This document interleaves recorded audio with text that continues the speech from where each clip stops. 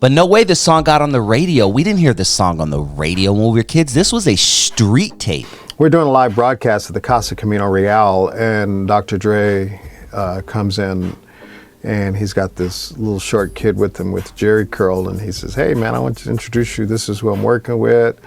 His name's Eazy. Easy is Greg, blah, blah, blah." He said, "Yeah, we did this song, man. We need your help." And I said, "Okay, cool." So we go out to my car, we pop it in the cassette deck, and it was Boys in the Hood. But it was Boys in the Hood. It was the not clean version. And so I said, "Well, you know, Dre, you always got my support, blah, blah, blah." I didn't know what to think of the song, to be honest with you. I was like, "Oh, okay, it's cool." I said, "But y'all need to go clean it up." I said, "You know how I roll." Because I was one of the programmers that would tell them, "I don't want you to go bleep out the cuss word. I want you to go change the word so that the kids will have something else to rap to." So that's where the radio versions came out. So within 24 hours, I mean, they must have went right back to the studio and changed it up and brought me a radio version of Boys in the Hood. And I played it, and same day it was most requested. It's like everybody was calling. Everybody loved that record. The only people who had it was if their older brother, or, you know, or somebody, or their older cousin gave it to them or something like that. Like, because we couldn't just walk into the warehouse and buy N.w.a. and the Posse. It wasn't happening. That was a street tape. Everyone who got it is when I was a kid, meaning everyone who got it when I was a kid, they got it from someone older in their family. N.w.a. was a lot of groups put together that Eazy wanted to put together, and that was going to make N.w.a. And the Posse came out later when they added extra songs and they actually put a big old black block over my whole body. Dakota always did tricks behind the scenes, period. You know what I'm saying? What was his name? Scotty Jim Takita? Yep. They always did some kind of little shady stuff behind the scenes. You know, it was some money making things for them, but you know, at the same time, when N.w.a. came out, it was supposed to be groups. You know what I mean? Yeah. And me and Candyman was a group. You know what I'm saying?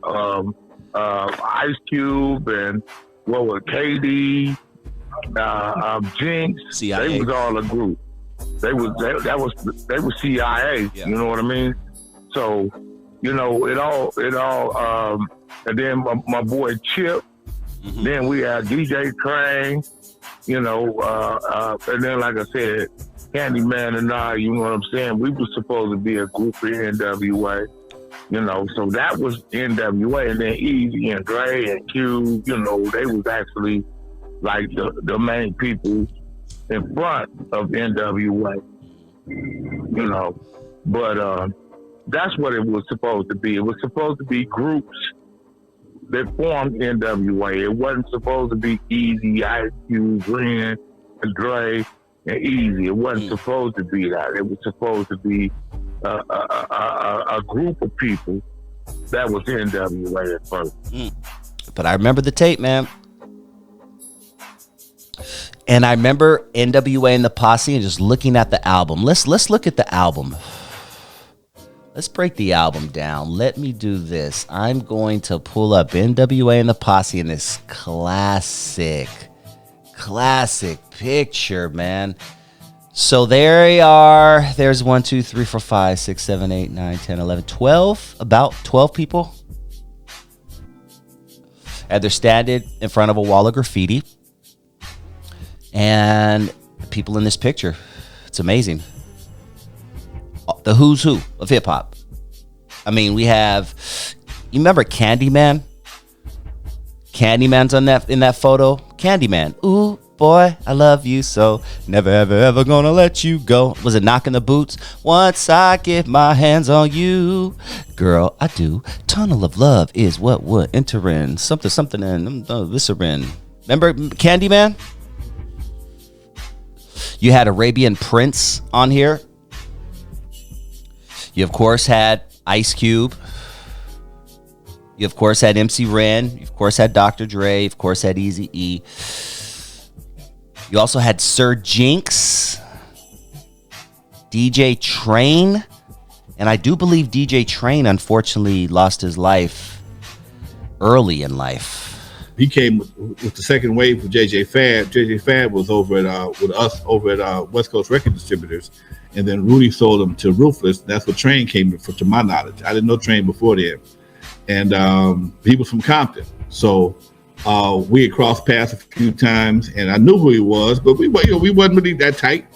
But it's one thing about being from Compton. You ain't got to be tight with somebody to be from Compton. Still have a relationship with them, you know. And allegedly, his family, he burnt up in a house.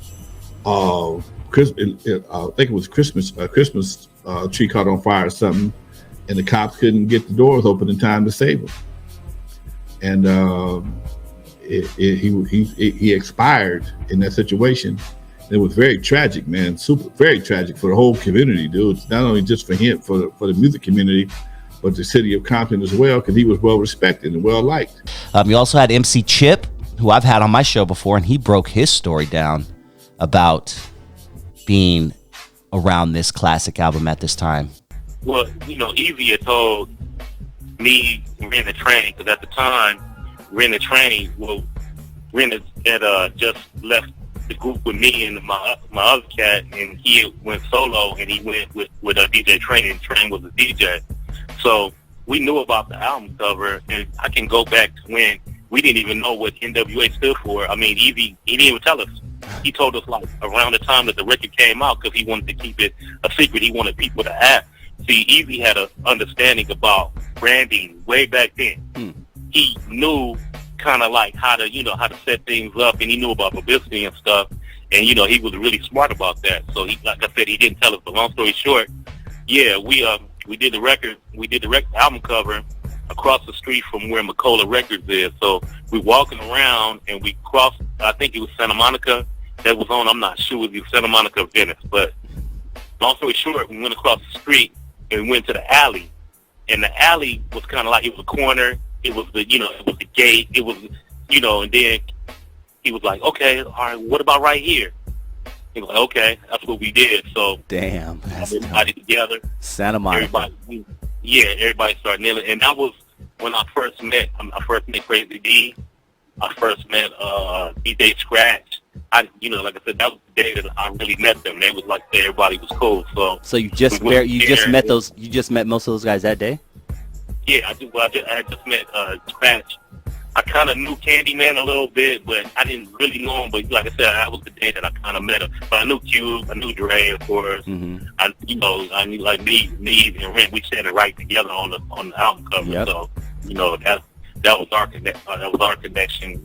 So. And you guys are dressed the way that n.w.a eventually decided to kind of go that route. Like I'm looking at you guys. You guys got the white with the black.